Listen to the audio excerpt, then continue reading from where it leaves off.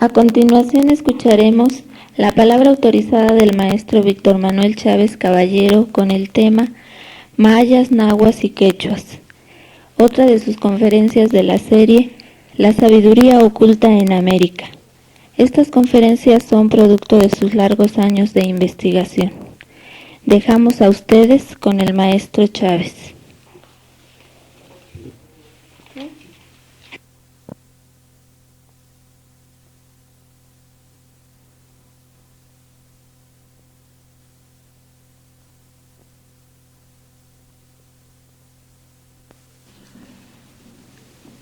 En esta serie de La sabiduría oculta en América,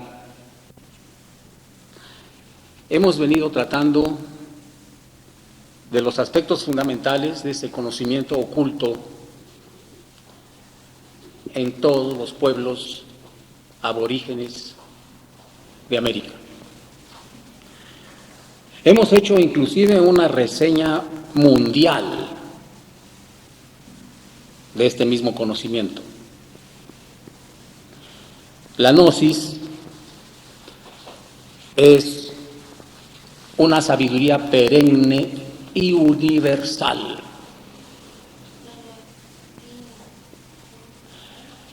La gnosis es un imperativo de la conciencia. Porque necesitamos saber. El significado de Acuario, la era en que nos hallamos, es saber. Que ya no nos cuenten, sino experimentar por sí mismos los misterios de la vida y de la muerte.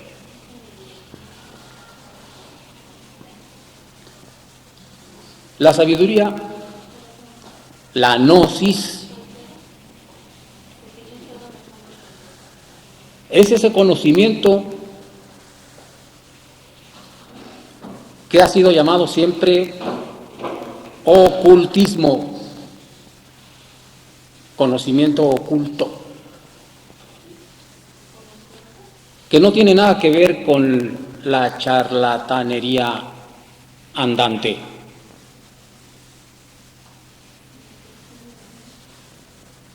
Esta ciencia, esta maravillosa ciencia, la ciencia del ser,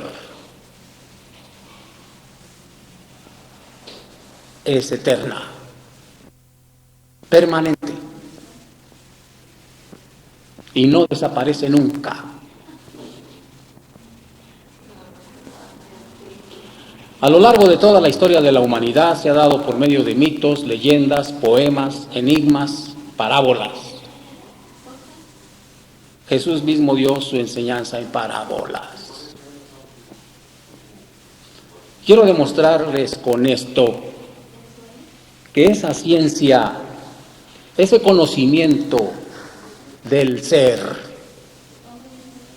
siempre ha existido. Siempre. Y se le ha llamado ciencia oculta u ocultismo. Pero no hay persona prácticamente en el mundo que no lo haya tenido en sus manos alguna vez. Se le ha llamado ciencia oculta u ocultismo porque se ha dado siempre en forma velada. Jesús mismo decía, no deis las margaritas a los cerdos. O sea, que esta ciencia es tan pura, tan santa, que no es posible darla a todo el mundo, sino solo a los selectos. Porque generalmente el intelecto la ensucia, la pervierte. Desafortunadamente así es siempre. El intelecto ensucia, pervierte las cosas del espíritu. El intelecto no tiene nada que ver con el espíritu. El intelecto no tiene nada que ver con la conciencia.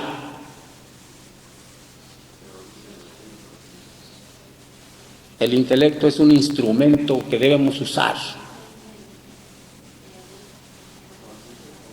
pero usarlo así como instrumento, montarnos en él, y no como regularmente sucede el intelecto. El burro del intelecto va montado en nosotros.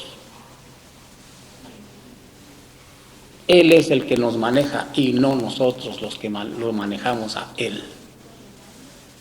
Quiero que entiendan esto perfectamente y si no, que me pregunten qué es lo que quiero decir.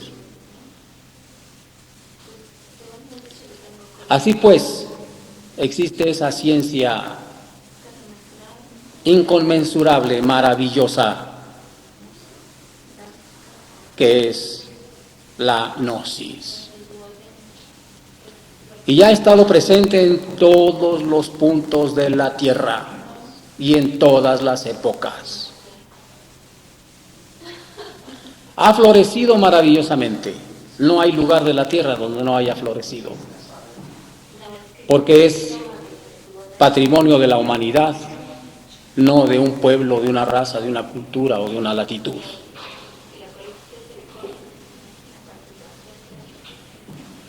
Decía que la ha tenido todo el mundo en las manos. ¿Quién no ha tenido en sus manos los clásicos, por ejemplo? Que son conocidos como los clásicos de la literatura, porque así los ve la humanidad y así los estudian en las universidades como literatura. Pero no conocen el profundo significado del símbolo, no conocen el profundo significado de la metáfora.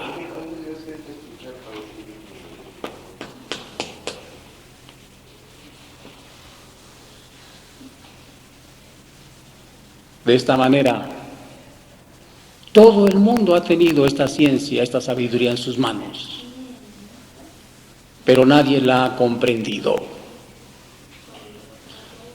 ¿Quién no ha tenido en sus manos las 1001 noches? ¿Quién no ha tenido en sus manos la Biblia, el Popol Vuh, el Corán?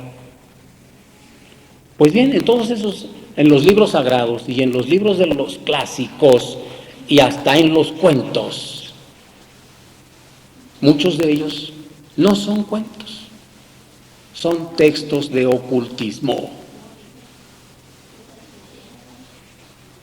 Se necesita pues estar en posesión de las claves, de los arcanos, para comprender todo el inmenso mensaje de conocimiento y de sabiduría que nos dan esos textos.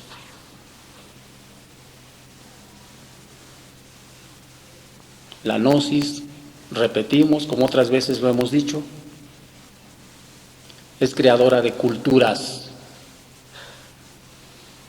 y es creadora de cultura. Por eso los gnósticos, nuestra misión es crear una nueva raza y una nueva cultura.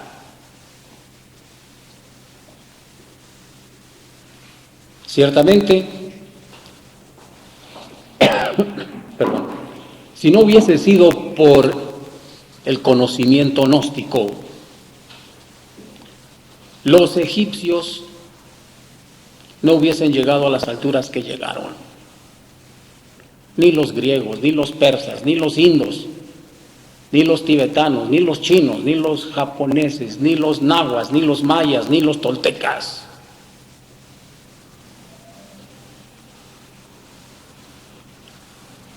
A alturas todavía no igualadas, porque ellos tenían en sus manos, tenían en su posesión la ciencia de la vida, la sabiduría.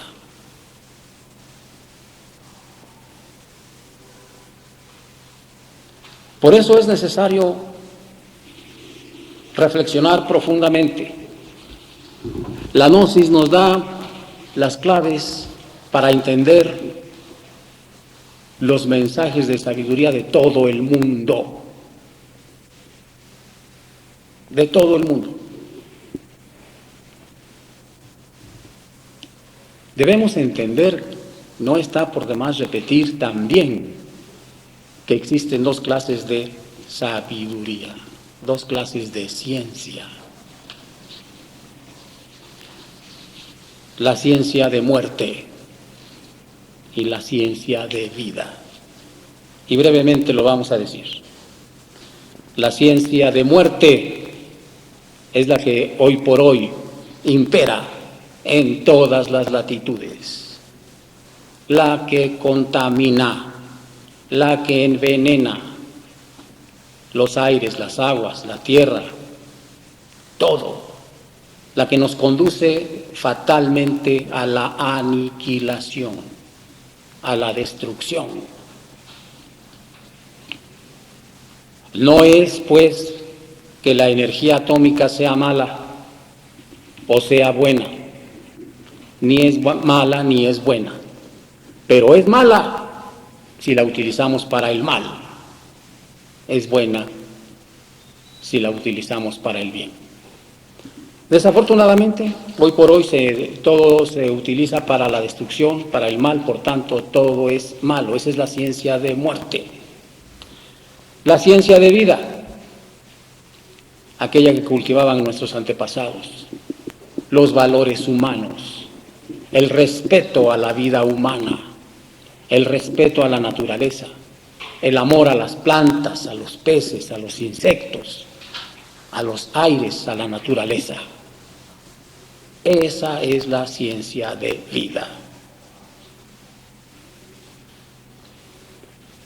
Y naturalmente cumplían con el aforismo hermético aquel universal de hombre, conócete a ti mismo y conocerás el universo y a los dioses.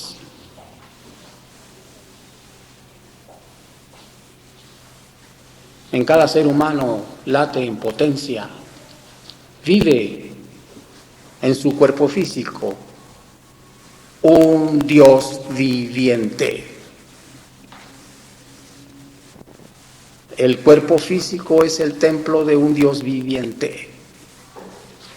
Pero como nadie lo sabe ni lo conoce, nos pasamos la vida ensuciando y profanando el templo.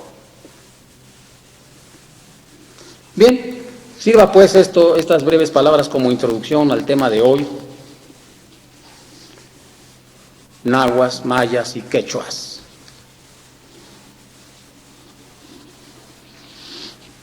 Los pueblos nahua, maya y quechua, que conocían la posición de los 12 planetas de nuestro sistema solar, como lo demuestran las distintas ruedas calendáricas y zodiacales de unos y otros, y cuyas grandiosas construcciones muestran que eran sabios arquitectos y escultores, obviamente no pueden ser tildados de salvajes, como tendenciosamente ha tratado de hacérseles aparecer durante más de 4 siglos. Estos pueblos eran profundamente religiosos. Su vida estaba regida por leyes naturales, mejor diríamos siderales, en consonancia con las claves cósmicas. Practicaban la astrología, pues eran profundos conocedores de la mecánica celeste. Fueron grandes matemáticos, y conocieron el uso del cero antes que en Europa. Amaban la pintura, la botánica, la zoología, la filosofía, pero principalmente la mística. Eran eminentemente gnósticos.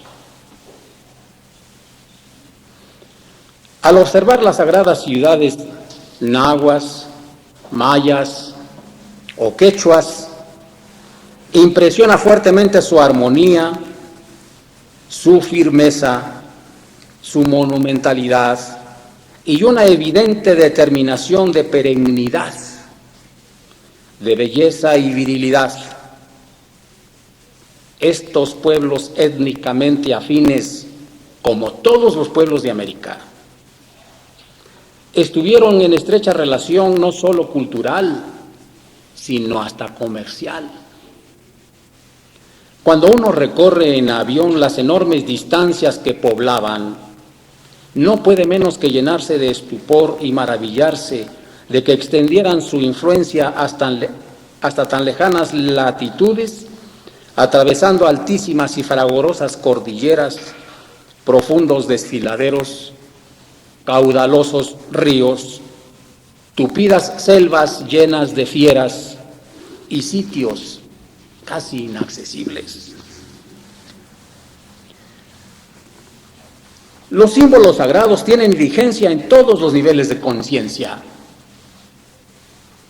Tenemos, por ejemplo, el Santo Tetragramatón. Si en el nivel más elevado representa a Dios, en un nivel inferior representa al hombre. Así, en las teogonías nahua, maya y quechua, cada divinidad es a la vez física, siderea, astronómica, anímica, etc. Dice el venerable maestro Samael Aún Weor que para que un credo o religión sea auténtico, tiene que ser cabalístico. La cábala es el patrón de medida de todas las religiones. Así, entre los nahuas y mayas encontramos 22 divinidades, 13 superiores o supraterráneas y 9 inferiores o subterráneas. Siempre hay un principio único, alfa y omega de todo cuanto existe, pero que es incomprensible, inconmensurable. Este es el Dios inmanifestado, el absoluto. Cabe aclarar también, pues, que muchos dicen que a Dios no se le puede representar. Otros dicen que a Dios sí se le puede representar. Y los gnósticos decimos que ambos tienen razón. Desde luego que ambos tienen razón. Porque si nos estamos refiriendo a lo inmanifestado, díganme ustedes quién puede entender lo inmanifestado. Nadie. Nadie puede entender lo inmanifestado. Ese es el Dios inmanifestado, causa causorum de todo cuanto existe. Quiero que entiendan desde hoy, que vayan ustedes sabiendo que cuando se habla de Padre, Hijo y Espíritu Santo, se está hablando de las tres fuerzas primarias del universo. Lo primero que surge de ese Dios inmanifestado, lo primero que emana de ese Dios inmanifestado. De manera que cuando hablamos de Padre, Hijo y Espíritu Santo, entonces sí estamos ya hablando del Dios manifestado. Ya estamos hablando, pues, de la manifestación. Esto es fundamental para entender todo lo que es la ciencia oculta. De manera que hay algo más allá, pues, de lo manifestado. Todos los credos, todas las creencias religiosas empiezan con el Padre, el Hijo y el Espíritu Santo. No saben que más allá está el Dios inmanifestado, el absoluto. Bien, dicen nuestros antepasados aztecas, por sobre todo, en todos los mundos y en todos los tiempos existe Tloquenahuaque, Señor de la íntima vecindad, Señor del cerca y del junto, Espíritu universal inimaginable, sin forma, el absoluto.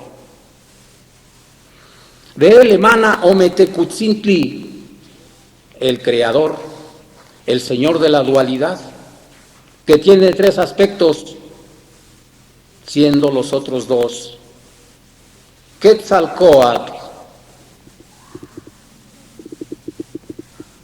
y Tlaloc. Bien. Ometecutzintli reside en el Omeyocan. Vean ustedes ese lenguaje. Es que nuestro intelecto no puede entender de otra forma, nuestro intelecto desprevenido. Reside en el Omeyocan y nosotros nos imaginamos luego un lugar, pero es que no podemos entenderlo de otra manera. Pues ese lugar es todo cuanto existe, todo el universo, todo el cosmos. ¿Sí? Entonces reside pues en el Omeyocan, que es el 13º cielo. También inmediatamente decimos 13º cielo y ya estamos pensando en estratos y hasta llegar al 10º, como pisos, ¿verdad? Del tercer piso. No es así. Son estados de conciencia. Efectivamente, hay 13 cielos. Pero esos 13 cielos están juntos sin confundirse uno con otro. Son diversos estados de conciencia. Esos 13 cielos están también dentro de nosotros, desde lo más sutil hasta lo más denso, hasta lo más grosero que hay dentro de nosotros.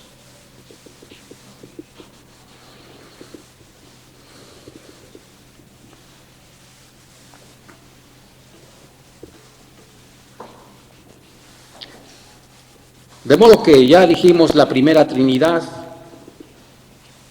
ya hablamos pues de la primera Trinidad, Ometecutzintli, Quetzalcóatl y Tlaloc. Esta primera Trinidad da lugar a los 4 Tezcatlipoca. Se dice que son hijos, también, para que se entienda, son emanaciones, pero para que lo entienda la gente, se dice que son hijos de Ometecutzintli. Tezcatlipoca de color negro corresponde al norte. Huitzilopochtli o Tezcatlipoca azul, que pertenece al sur. Tezcatlipoca rojo, también Xipe o Camastle, corresponde al este. Y Quetzalcóatl o Tezcatlipoca blanco corresponde al oeste. Por otra parte, el principio dual o pareja divina representaba la dirección central, ese Ometecutli, Omecíhuatl, representaba la dirección central, el arriba y abajo, o el cielo y la tierra. El amarillo es el centro de donde emana todo, es lo muerto para ser revivido, como la tierra antes de la primavera y la vulva de la mujer antes de ser fertilizada. Todo esto es puro simbolismo azteca o náhuatl. Es curioso, maravilloso conocer la sabiduría oculta de nuestros antepasados. La gnosis nos capacita para conocerla, para entenderla, para desmenuzarla, para desglosarla. Y es maravilloso encontrar los mismos elementos de todas las teogonías de todo el mundo. Por eso decimos nosotros que conocernos a nosotros mismos es conocer a los demás hombres. Conocernos a nosotros mismos es comprendernos. Y al comprendernos a nosotros mismos, comprendemos a los demás hombres. Y es bueno que ustedes sepan que comprensión es amor. Por tanto, cuando nos conocemos y nos comprendemos a nosotros mismos, comprendemos y amamos a todo ser y toda cosa. Por ejemplo, encontramos aquí los 4 Tezcatlipoca, los sustentadores del cielo, los sustentadores de los 4 rumbos del universo. Señores, quien haya estudiado así un poquito de teogonía cristiana, se encuentra a Miguel, Rafael, Uriel y Anael en los 4 puntos cardinales. Y eso yo se lo preguntaría a cualquiera que se llame cristiano a ver si lo sabe. De modo que encontramos el mismo simbolismo, el mismo exactamente. Esta institución originalmente se llamó Movimiento Gnóstico Cristiano Universal. Los primitivos cristianos eran gnósticos, por gnósticos, no por, es decir, por gnósticos, por cristianos, fueron al martirio, porque conocían el arcano fundamental, el arcano AZF, la no eyaculación, la no fornicación, y eso era lo que defendían. Y eso es lo que escandalizó al resto del mundo y siempre lo escandalizará. Porque se puede hablar libremente y en forma grosera de las cuestiones sexuales. Se puede hablar libremente y hasta en forma pornográfica de las cuestiones sexuales y nada sucede. Pero no hablemos con veneración, con respeto, y no hablemos de la santidad del sexo, porque entonces el mundo se escandaliza. Pero bien, pasemos a los mayas. Hemos visto algo de los aztecas, es una revista rápida. Pasemos a los mayas. Entre los mayas, el absoluto es Hunahku. De las voces maya, Hun, uno, Ab, existir, y Ku, Dios. El único Dios, invisible e incomprensible.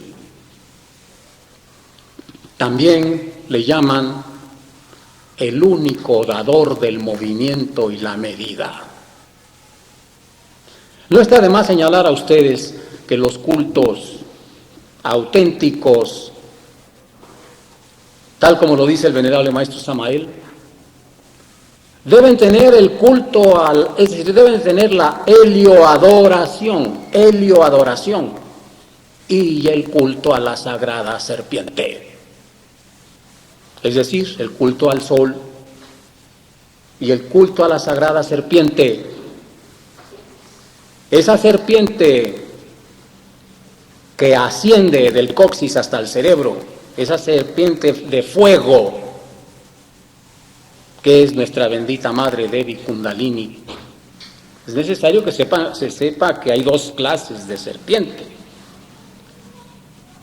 La serpiente de la santidad, de la castidad, de la pureza, de la sabiduría, la que está representada en el caduceo de Mercurio, el caduceo de la sabiduría. Esas 2 serpientes que ascienden hacia la esfera del universo y hacia las alas de la sabiduría, hacia el cerebro. Y la otra, la que desciende debido a la fornicación, la serpiente Pitión, esa que nos sacó del paraíso. Bien, entre los mayas, decíamos, el absoluto es Hunapku, del cual emanó Itzamná, llamado también Oxlahun-Tiku, Dios 13, que es Tzakol y Vitol, o sea, el creador y el formador, que en sí conlleva los aspectos de Alom, la diosa madre, la que concibe los hijos, de Al, hijo, y Alan, dar a luz, y Cajolón, el dios padre, que engendra a los hijos de Cajol, hijo del padre, y Cajolá, engendrar. El gran padre y la gran madre, así denominados por los mayas, es decir, la dualidad. Este dios dual tiene tres aspectos.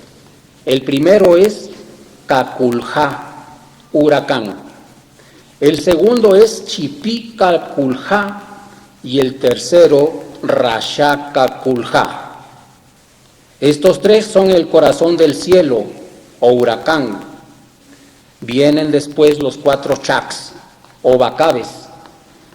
Sabs Shiv Chak, que representa al norte, Kan Shiv Chak al sur, Chak Shiv Chak al este y Yek Shiv Chak al oeste. Encontramos exactamente pues lo que entre los nahuas, los cuatro tlaloques, los cuatro Tezcatlipoca, perdón.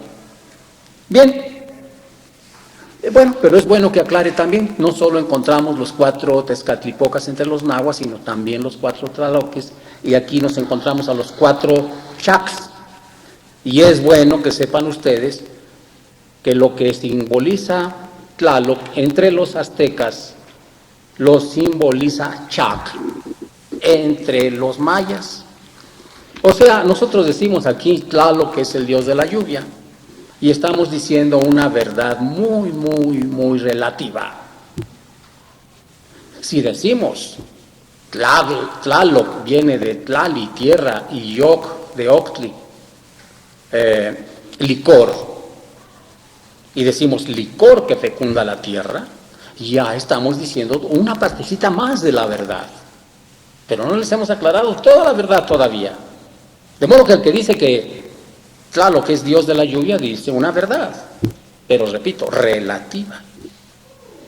Licor que fecunda la tierra también está muy bien dicho.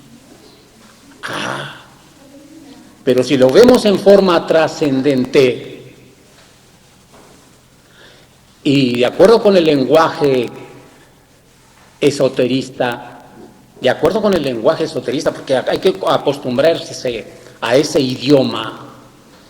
Cada cosa tiene su propio idioma, y el esoterismo y el gnosticismo tenemos nuestro propio idioma,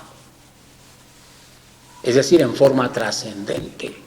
Si comprendemos que la tierra es esto es la tierra filosofal,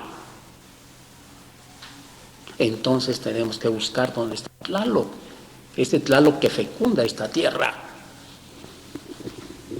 Y como Tlaloc siempre está en el centro de toda pirámide, y como el cuerpo humano, como el hombre es una pirámide, el centro matemático del cuerpo humano es el sexo.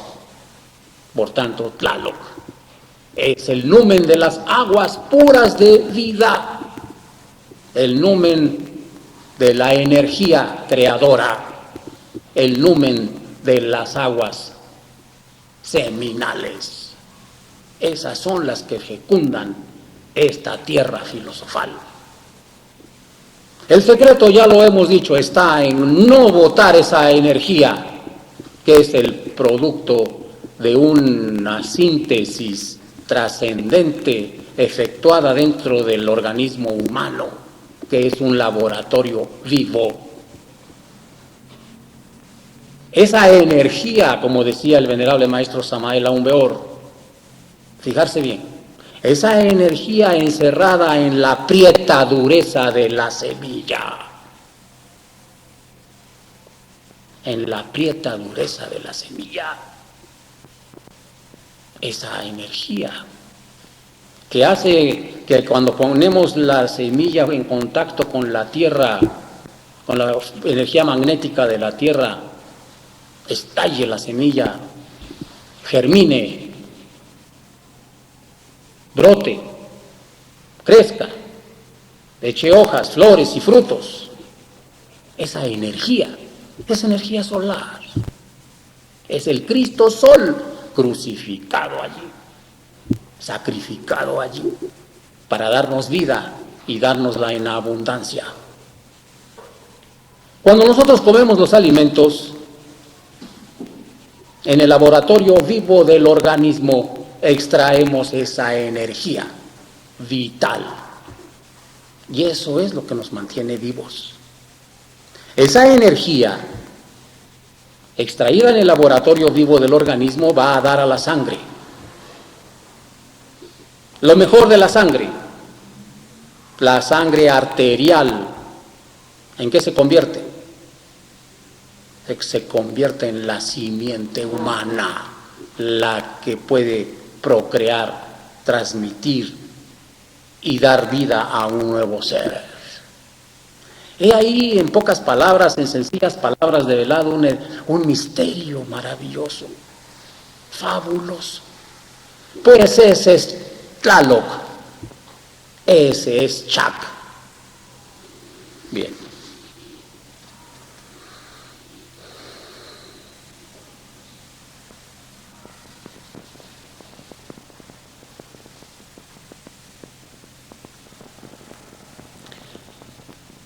Vienen después los 4 Chacs o Bacabes, ya dijimos.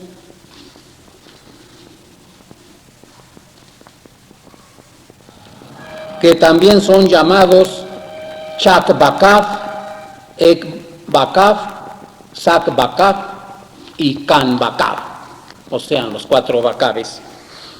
Bien, el dios dual es conocido también como Ispillacoc, aspecto masculino, e Ismucane, aspecto femenino, que significan el viejo y la vieja, o sea, el dios viejo.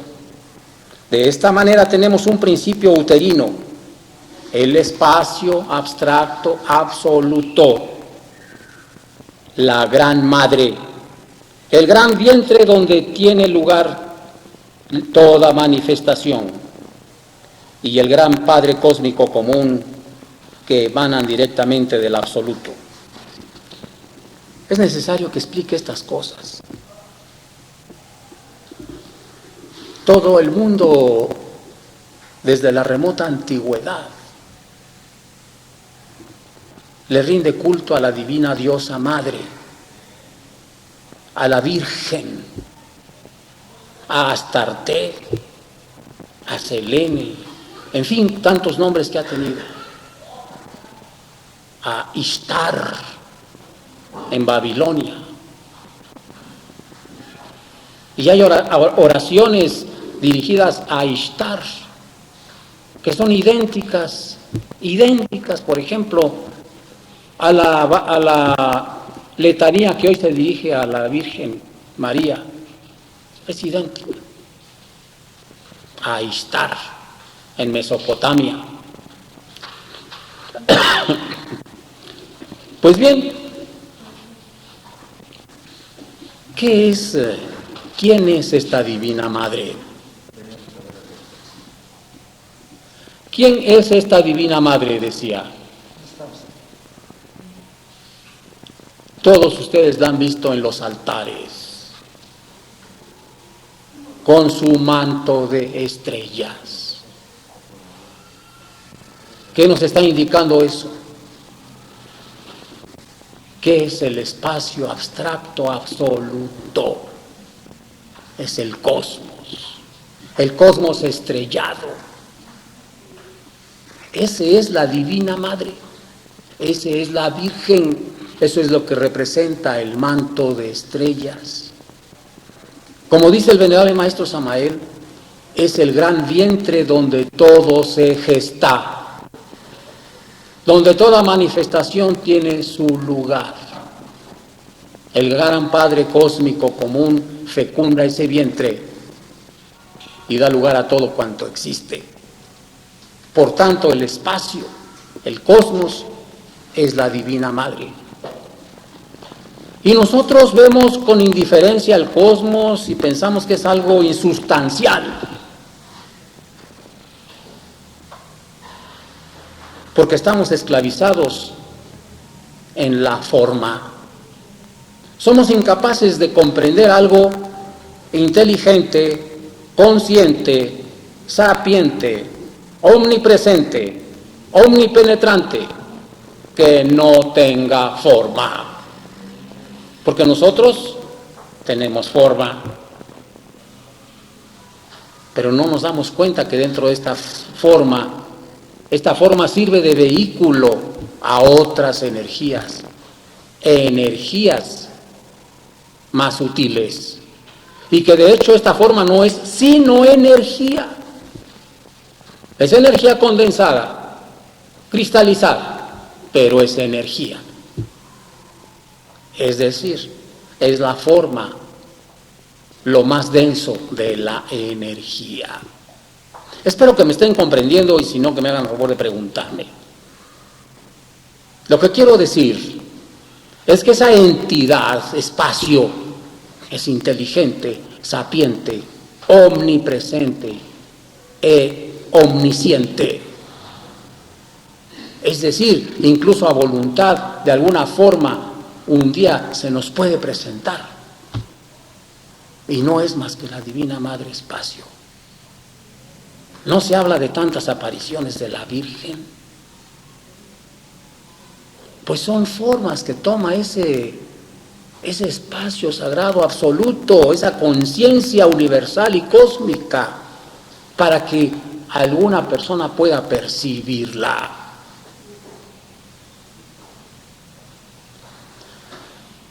Nuestra misma alma, nuestro espíritu, no son energía, es pura energía.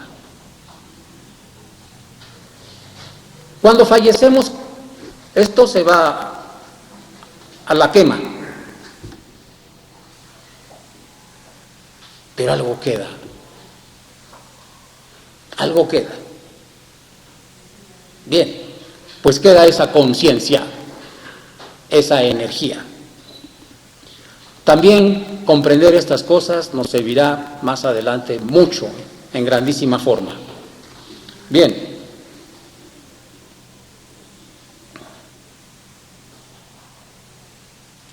Esta bipolaridad, o Gran Padre-Madre, tiene, como dijimos, tres aspectos, o sea, la primera triada o trimurti de todas las teogonías.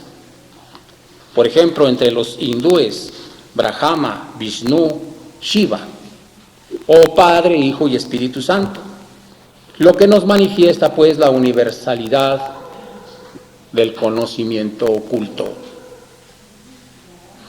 La oscilación anual regular de los puntos levante y poniente del Sol formando cruz, dicen nuestros antepasados aborígenes, buscaba los ángulos del firmamento,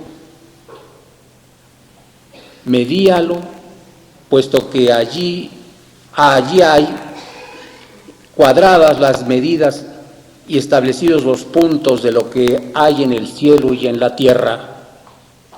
Deduciendo la cuadratura del universo, los cuatro bacabes, chaques o tlaloques, son los cuatro pilares que sostienen al universo, los cuatro elementos, y componen el cuadrado perfecto. De allí que nahuas y mayas levantaban sus ciudades a partir de un cuadrado cuyo centro representaba el ombligo del cosmos, lo que se asimila evidentemente al ónfalos, el ombligo de la tierra, la ciudad. Nuestra información se complementa comprensiblemente, comprendiendo pues que en los cuatro rumbos señalados implica la existencia de los cuatro dioses cósmicos o ángeles, como antes les había explicado. Hay que reparar en la importancia de la expresión ombligo, porque en la manera de pensar y de expresarse de todos los pueblos autóctonos de América, donde quiera se halla el hombre, allí es el ombligo del mundo. Esto es muy importante, esta idea. Donde quiera se halla el hombre, pero no el hombre como especie, no el hombre como conglomerado, sino donde quiera se halla cada ser humano, ahí es el ombligo del mundo. Es un punto de convergencia de todas las energías cósmicas.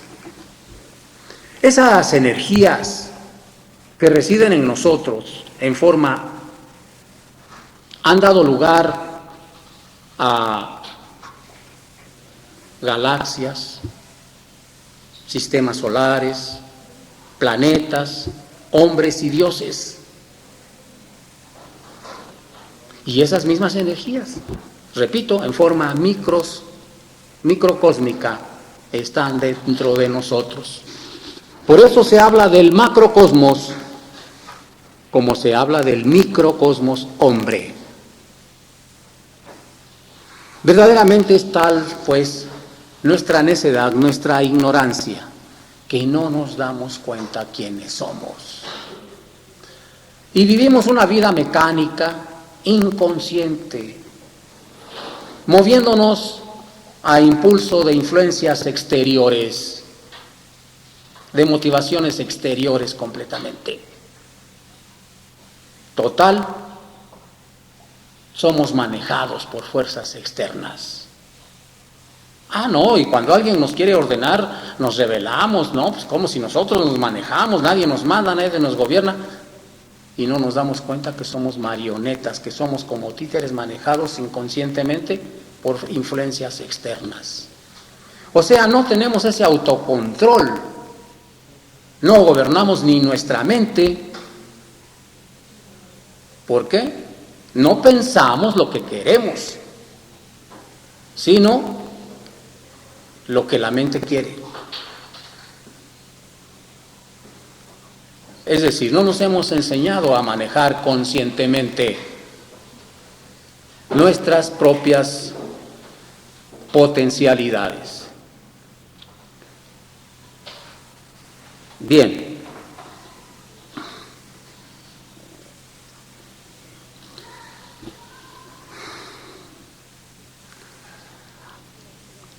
Donde quiera que se halla el hombre, ahí es el ombligo del mundo, no importa el lugar. Esto concuerda perfectamente con el aforismo hermético, como es arriba, es abajo. En la formación de la palabra México, tenemos el componente Xitli, que significa ombligo. Y entre los incas del Perú, tenemos la palabra Cusco, que también significa ombligo, denotando lo que arriba apuntamos y enseñándonos la idéntica manera de pensar de los pueblos preamericanos. Entre los quechuas, Punchao Inti es el eterno, y según las tradiciones quechua y aymara, la Trinidad la componen Pachacama, Viracocha y Cuno. Pachacama es el demiurgo, el ser que creó el mundo. Necesitamos despertar en nosotros la Ninahuilca, el fuego sagrado, el Ninahuilca, el fuego sagrado. El templo simbólico de Inti, el dios sol, permite por la virtud de Huamac, la más bella Oñusta, conservar dicho fuego. Bueno, aquí estamos diciendo cosas que aparentemente son incomprensibles. Vean ustedes, en Yucatán, en Uxmal, tenemos lo que se conoce como el cuadrilátero de las monjas. Es una construcción de 4 grandes edificios que forman un gran rectángulo, un enorme rectángulo, una gran plaza. En el centro de dicho rectángulo había un gran falo de piedra, un enorme falo de piedra, como un poste, un falo de piedra. Además, exteriormente esos edificios están rodeados, están constituidos por celdas, aparentemente son celdas, donde estaban las vestales que tenían que cuidar el fuego. ¿Ustedes han entendido lo que he dicho? Las vestales que tenían que cuidar el fuego. Y todo el mundo piensa que la función de la vestal era estar atizándole allí a la lumbre. Las vestales tienen la obligación de velar el fuego, que no se muera, que no se acabe, que siga, que ese fuego perviva. Pero ¿qué fuego, señores? Nos decía el venerable maestro Samael que en la antigüedad la cópula sagrada, esa cópula divina, esa cópula en la que no hay eyaculación ni espasmo, esa cópula que cumple con el 6º mandamiento de no fornicar, ese mandamiento que es la base fundamental para la divinización del hombre, pues esa cópula tan sagrada, sí, se efectuaba en los templos, bajo la dirección del hierofante. Y aquel que derramaba el semen, aquel que derramaba la copa sagrada, aquel que derramaba el vaso de Hermes, se le cortaba la cabeza y era arrojado al exterior del templo para ser devorado por las fieras. Esa es la gran clave, el gran secreto. Pues bien, allí estaban pues esas vestales que estaban para trabajar con el adepto, con el iniciado, con uno con cada una, etcétera, para mantener ese fuego vivo. Era una cosa muy divina, muy sagrada. ¿Se dan cuenta? Esos son el origen de las monjas. Nomás que las monjas ahora ya no sirven, etc. Ya no es lo mismo. ¿Sí? ¿Se dan cuenta? Bien. Pues aquí acabamos de decir que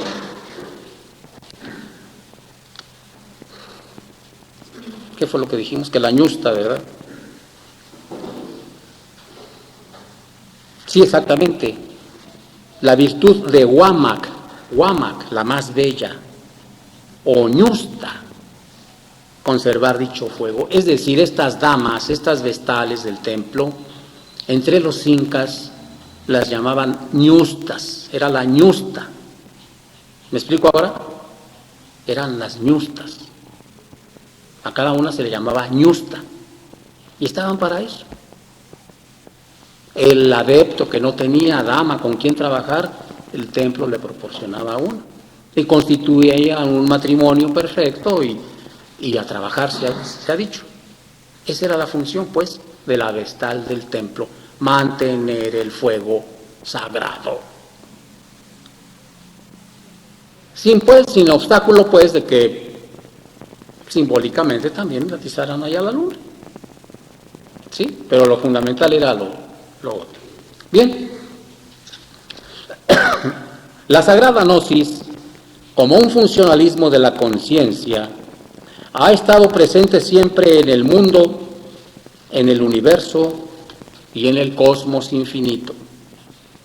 Pues lo sagrado equivale a la potencia creatriz, a la realidad por excelencia. Potencia sagrada quiere decir realidad, perennidad, eficiencia. Lo sagrado no solo está saturado de existir, sino esencialmente de ser. Sus conocimientos de las cosas de Dios, de estos pueblos, el náhuatl, el maya, el quechua, eran fundamentalmente cabalísticos. Conocían plenamente los sagrados símbolos universales que heredamos: el jaguar, el águila, la serpiente. Y podemos encontrar que el jaguar, fíjense bien, que el jaguar, el águila y la serpiente son símbolos sagrados universales para toda América. Desde Alaska hasta la Patagonia encontramos el jaguar, el águila y la serpiente como símbolo sagrado. Una pequeña variante en los Andes, en el Perú, el ave sagrada es el cóndor. Es la misma cosa. Siempre el Espíritu Santo, en todas las teogonías, se le ha figurado en forma de ave. ¿Cómo lo figuraban los egipcios? En forma de la sagrada ave del Nilo, el ibis. ¿Cómo lo han figurado los cristianos? En forma de blanca paloma. Entre nosotros, el águila. Por eso el águila es tan sagrada, porque además el águila es un símbolo solar por excelencia. Bien. A la serpiente entre los mayas se le denomina can o chan. Can o chan. Y can se le denominaba en Persia. Y en China también, como can. En Persia y en China. ¿Sí? En Mongolia la palabra chan está relacionada con el chamanismo, o sea, chamán. Siendo chamán el que ha levantado la serpiente, el que se ha convertido en serpiente o ha sido tragado simbólicamente por ella. Al rey se le denominaba también Khan, como puede apreciarse en Gengis Khan o en Kublai Khan, es decir, serpientes. La ciudad de Palenque, en Chiapas, México, se llamaba Na-Chan, la ciudad de las serpientes o de los hombres serpientes. Ven ustedes, esto lo deja a uno, pero sí perplejo, ¿verdad? En todas partes del mundo, en pueblos que pudiésemos llamar completamente disímbolos, completamente diferentes. Y es la misma cosa, Can, Chan. La universalidad, pues, del conocimiento, la universalidad de los seres humanos, la universalidad del mexicano. Nosotros no acabamos de llegar al mundo. Somos un pueblo, una raza viejísima. Tenemos en el azteca la palabra teotl.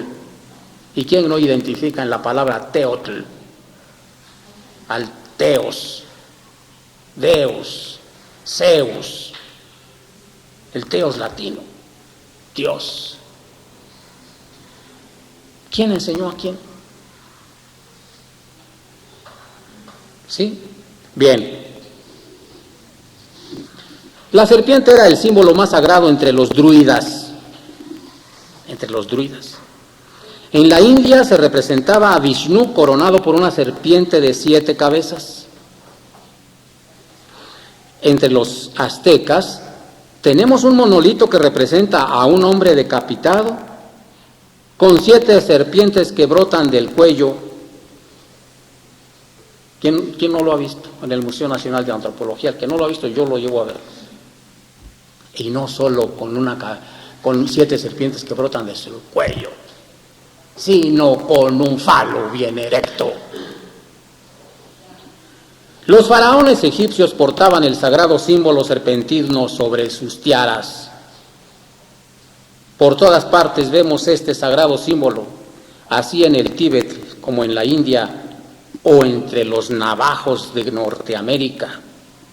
Esa es la serpiente tan femenina, divina, misteriosa.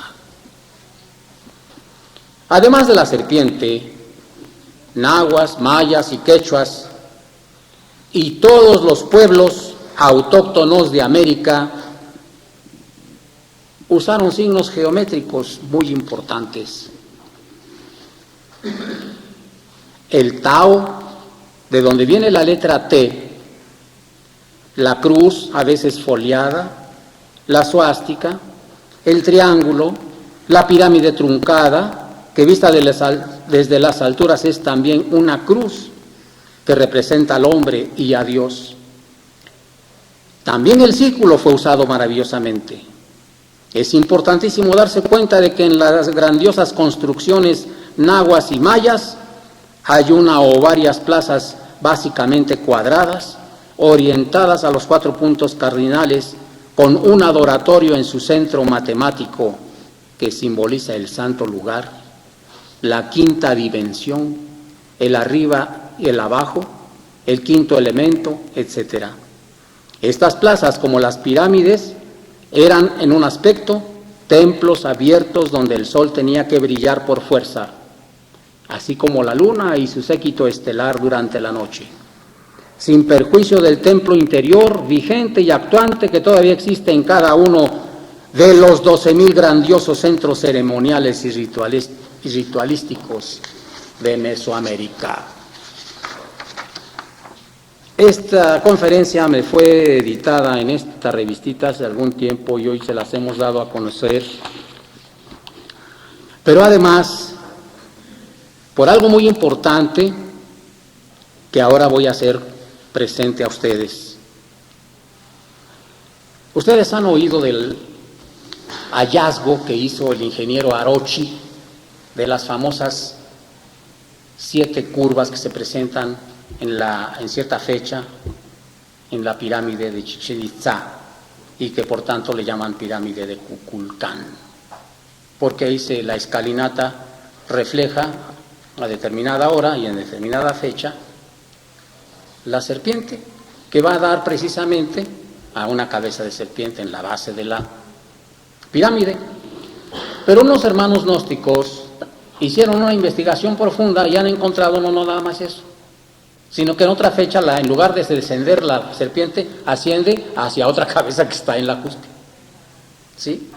Y en fin, que cada una de estas pirámides, cada una de estas piedras,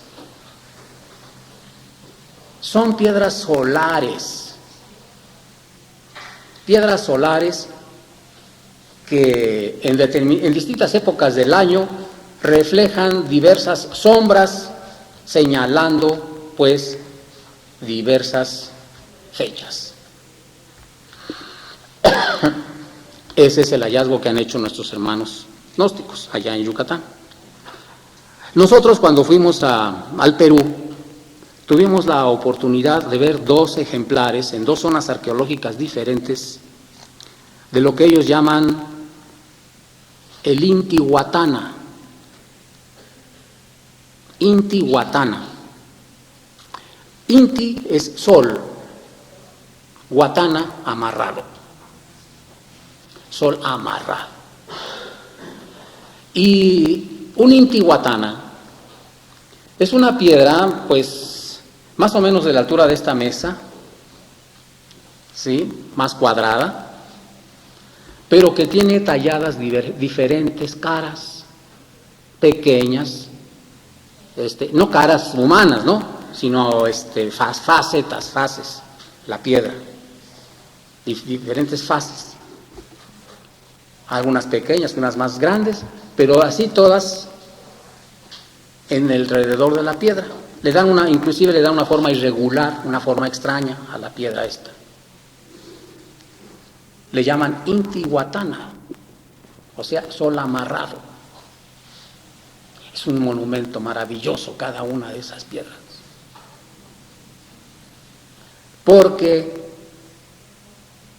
las sombras que refleja cada una de las facetas de la piedra va señalando minutos, horas, días, meses, años, en fin, está allí, el sol está amarrado.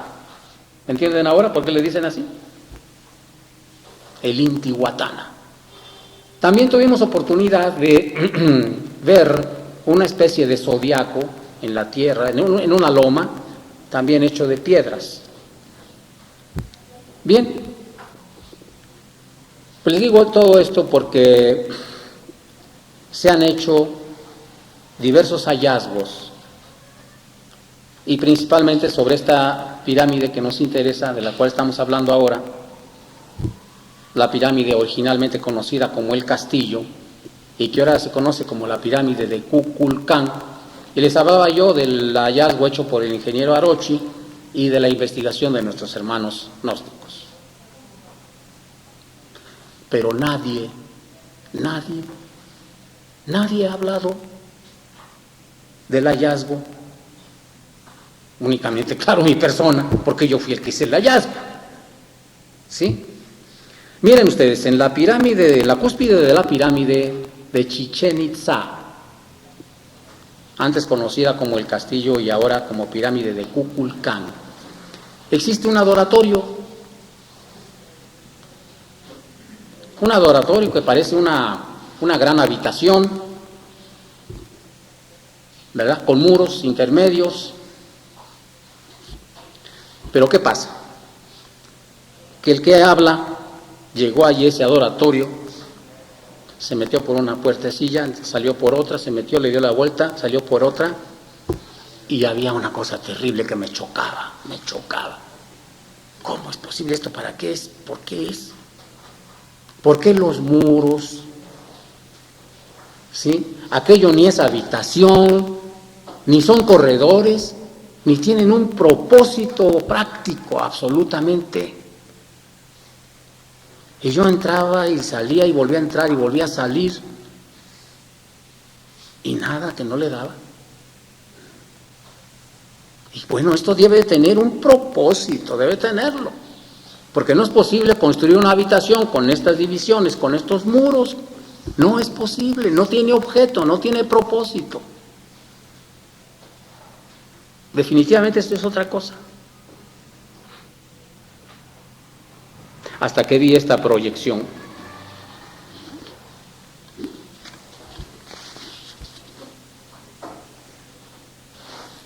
En primer lugar, vemos allí que lo que muchas veces les he dicho a ustedes, toda pirámide es una cruz.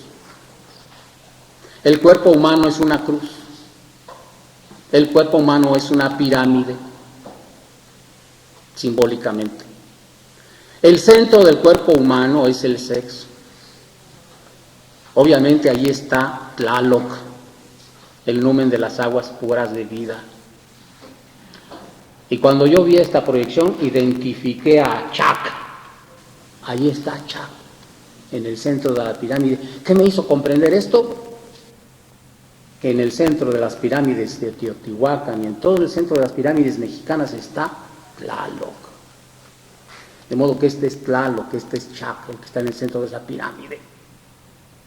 Y además también tiene una forma humana, si ustedes se fijan. ¿Lo ven bien? Ese es el hallazgo que ha hecho mi persona.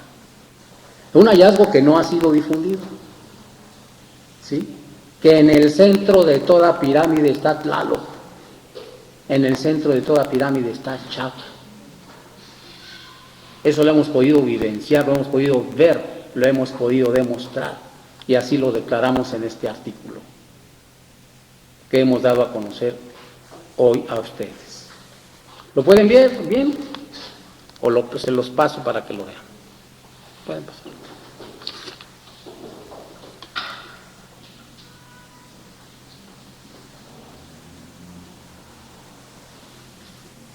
Vean ustedes que los corredores allí no tienen ningún propósito de orden práctico.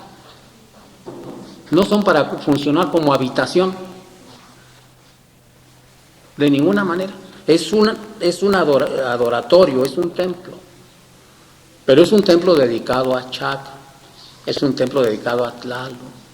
De modo que la función primaria, fundamental de toda pirámide es rendirle culto a Tlaloc, al sexo, a Chac. Y no, como dicen por ahí, sencillamente solo a Kukulcán, solo a Quetzalcóatl. Vean ustedes, en el templo conocido en México como el templo de Quetzalcóatl, en Teotihuacán, ¿qué encontramos en ese templo? Encontramos a Quetzalcóatl, la serpiente flamígera que sale como de un loto. Pero junto a Quetzalcóatl, ¿quién está? Tlaloc. Lo que quiere decir, señores, que sin Tlaloc no hay Quetzalcóatl. Sin Chac no hay Kukulcán. Se necesita siempre a Tlaloc, se necesita siempre a Chac para fabricar a Quetzalcóatl, para fabricar a Kukulcán. Esperamos que entiendan la profundidad de este mensaje.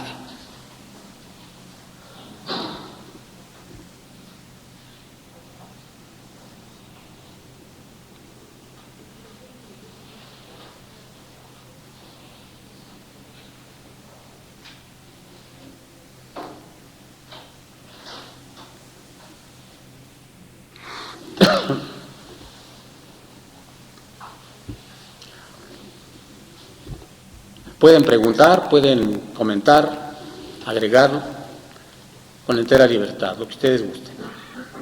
¿Qué nos dices, Daniel?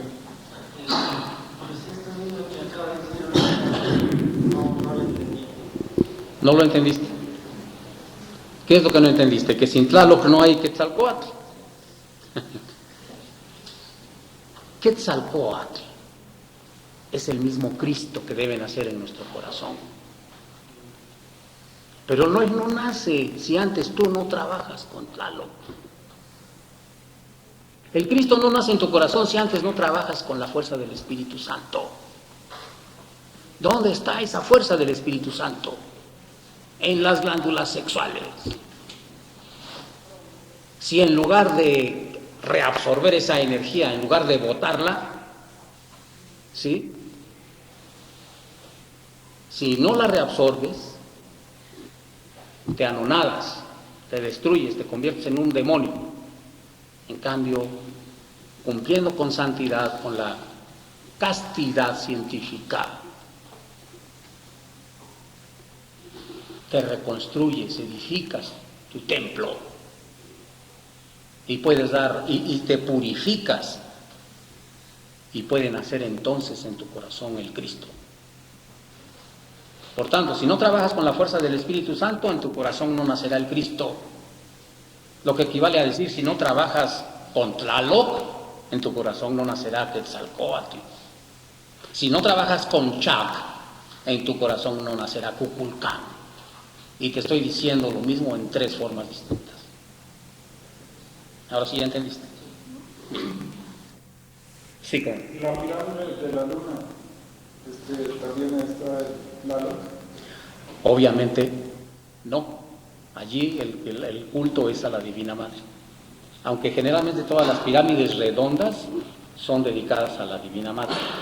Pero en este caso, la ubicación de la pirámide es en el norte, donde todo comienza. Donde todo comienza. En la oscuridad, en el caos. Pero comienza, y esto hay que entenderlo, la luna también ha simbolizado a la Divina Madre. ¿Sí? Como símbolo nada más. Entonces, el trabajo debe hacerse también con la Divina Madre. Obviamente, fíjense que esto es maravilloso. Esto es maravilloso, pero maravilloso. Ya hemos dicho a ustedes que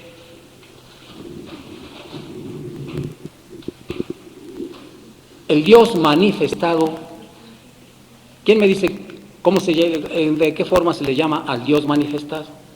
Con sus tres nombres. Padre, Hijo y Espíritu Santo. Es la Trinidad. ¿Sí? Hagan de cuenta que son tres velas unidas en una sola llama. Los tres son fuego. Son tres aspectos del fuego, definitivamente. ¿Sí? O sea, el Padre es fuego, el Hijo es fuego y el Espíritu Santo es fuego. Tres manifestaciones del fuego. Las tres energías primarias del universo. Pero esa Trinidad, ese Padre, Hijo y Espíritu Santo, es el Padre mismo, como unidad.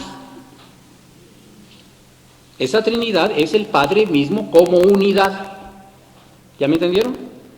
Bien, pues esa unidad es también la dualidad. Ese Padre es también la dualidad. Es el Padre, Madre de todas las teogonías. Dios como Padre es sabiduría. Dios como Madre es amor. Y es la misma cosa. Ahora bien, la Madre es la misma cosa que el Padre, pero derivada. ¿Y de dónde se deriva? De su tercer aspecto, el Espíritu Santo. De modo que muchas teogonías, muchos filósofos dicen que el Espíritu Santo es femenino. Y la verdad de las cosas es que, siendo de naturaleza masculina, se desdobla en una femenina, o sea, la Madre. Pero es la misma dualidad, quiero que me entiendan. Por eso se dice que la unidad es la Trinidad y es la dualidad, y es lo mismo. Por tanto, la Madre también es fuego. Trabajar, pues, con la Divina Madre, que uno no debe olvidarse nunca jamás de su Madre. Su divina, ya lo dijimos, cuál es la Divina Madre, Maha Kundalini, el cosmos, el espacio infinito. Pero eso tiene una manifestación dentro de nosotros, que es Devi Kundalini, la serpiente enroscada en nuestro coxis, ¿verdad? 3 veces y media. Es de esa energía que es fuego y que mediante un shock eléctrico en la unión de esposo y esposa despierta y empieza a ascender por el centro de la espina dorsal. ¿Sí? Ese es el proceso del despertar de nuestra Divina Madre. Cada uno de nosotros tiene su Divina Madre particular, como cada uno de nosotros tiene su Padre que está en secreto particular, como cada uno de nosotros tiene su Cristo particular. ¿Sí? Porque existe el Cristo cósmico, existe el Padre cósmico común, pero él a su vez ha emanado de sí mismo el Cristo personal de cada uno de nosotros. Así, cada uno de nosotros tiene su madre propia, su Padre, su Cristo, su propia energía, Espíritu Santo. Por eso cada ser humano, cada cuerpo físico es el templo de un Dios viviente. ¿Sí? Entonces, decía yo que la cosa es muy curiosa porque trabajamos. Cuando el hombre se conecta en la cópula sagrada con su esposa, el hombre está trabajando con su aspecto femenino, o sea, la Divina Madre en él, esa energía sexual. Esa es la verdad. ¿Sí? De modo que viene un intercambio de átomos solares y lunares que provoca ese shock eléctrico. Cuando los dos cordones ganglionares, ese Ida y Pingala, o esa serpiente que asciende a lo largo de nuestra espina dorsal, hace contacto en el triveni por ese choque eléctrico, entonces es cuando despierta la serpiente y empieza a ascender a lo largo de nuestra espina dorsal para llegar hasta donde, ¿sí? Para dar nacimiento en nosotros al Cristo, porque debe ascender todo lo largo de la espina dorsal, llegar hasta el cerebro. Así el hombre se va iluminando, va teniendo percepciones en los mundos divinales, contacto con la divinidad. Esa energía llega a la pineal, da vuelta, llega a la base de la raíz de la nariz y por último regresa al corazón. O sea, se forma el bastón de los patriarcas, el bastón de los obispos, el cayado de los obispos. ¿Por qué creen ustedes que tiene esa forma el cayado? Ojalá que efectivamente hicieran ese trabajo, ¿no? Pero no lo hacen, porque ignoran estas cosas. ¿Ven? Pero es un trabajo divinal completamente, divinal. El venerable Maestro Samael nos dice: los goces del amor son terriblemente divinos.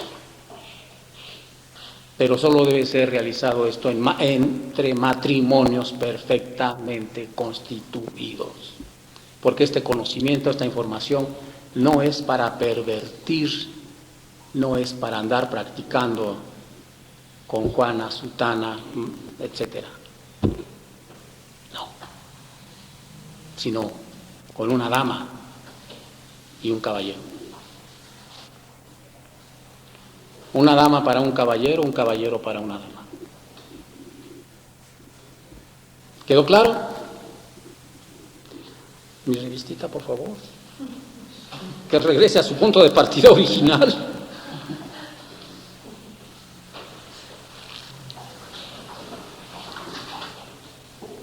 Bien. ¿Qué es lo que nos dicen, pues, de todo esto? ¿Qué nos dice el hermano?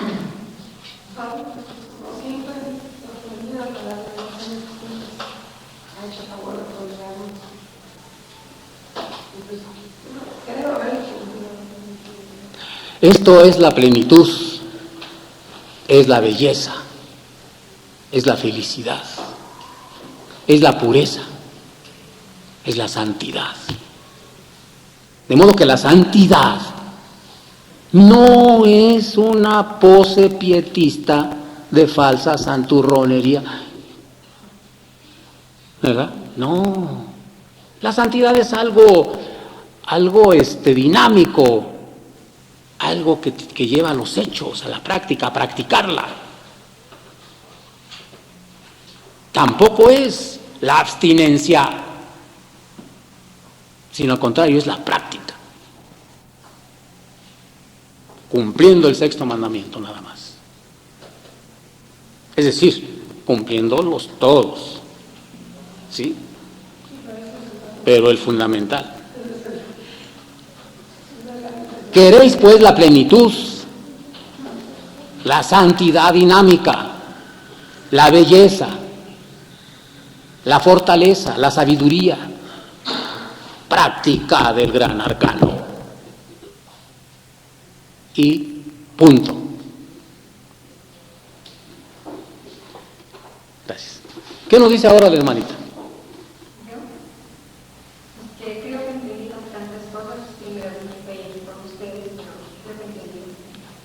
La felicitamos y la invitamos a seguir asistiendo. Bien, Ernestina.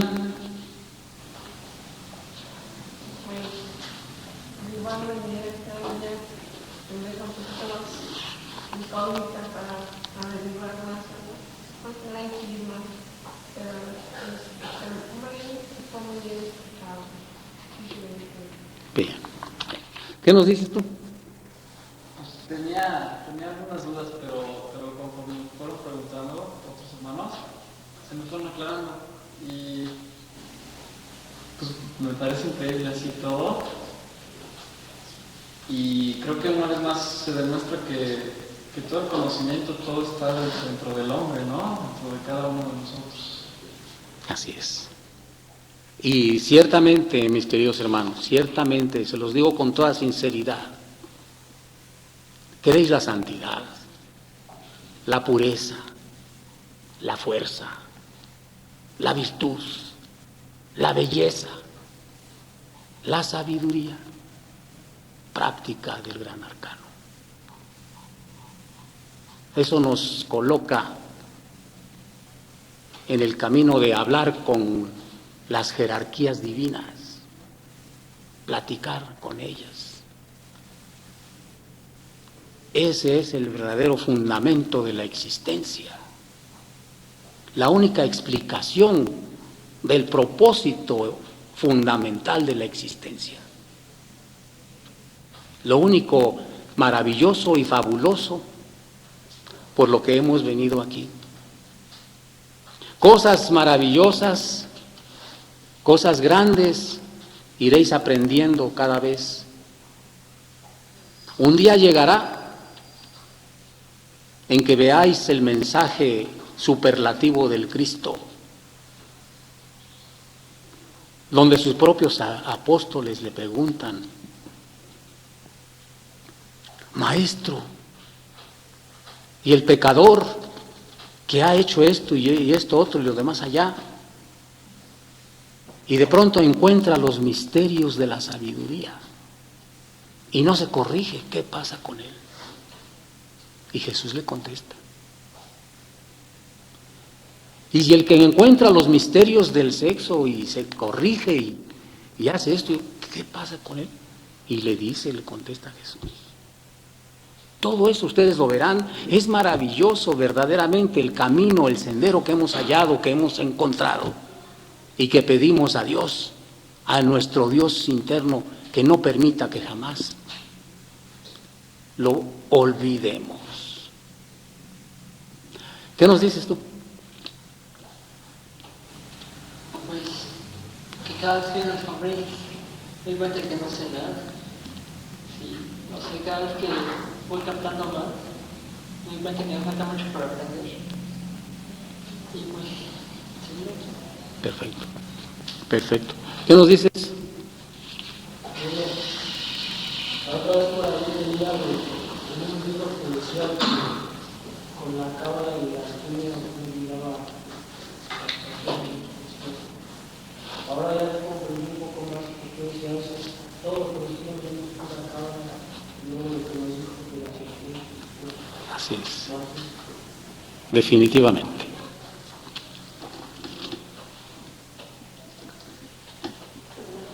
Alejandro, no te escondas. ¿Qué nos dices, Alejandro?